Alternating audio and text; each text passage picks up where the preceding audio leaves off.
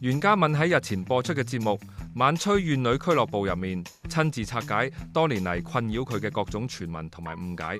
節目一開始，主持余迪偉就講笑咁講話要查證真偽，率先追問佢全身上下係咪天然。袁嘉敏坦言自己而家個樣同選港姐嘅時候相差唔遠。由於皮薄怕痛，所以一直唔敢做醫學美容。佢強調連個胸都係天生嘅。佢話自己細個開始身材已經豐滿，當年啱啱畢業就已經俾攤叔叫佢做大波 Candy。講到感情同形象，主持問佢係咪追求者眾多，佢話其實冇。佢話佢係一個好簡單嘅人，但係成日都俾人誤會到好複雜，主因係大眾容易俾傳媒字眼影響。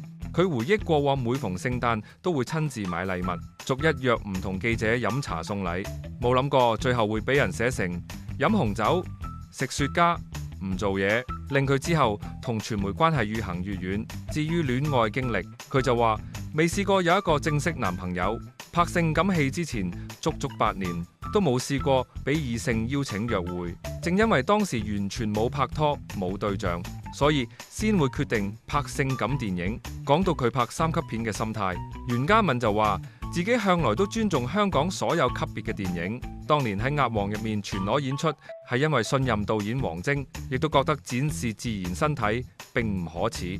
不過演出3級片之後，唔少關於佢俾人包養嘅謠言開始流傳。佢認為自己當時行錯咗一步，就係因為想要私隱而搬到半山。但係由於大眾認知半山租金比較高，反而令傳媒更加容易將佢同被包養聯想埋一齊。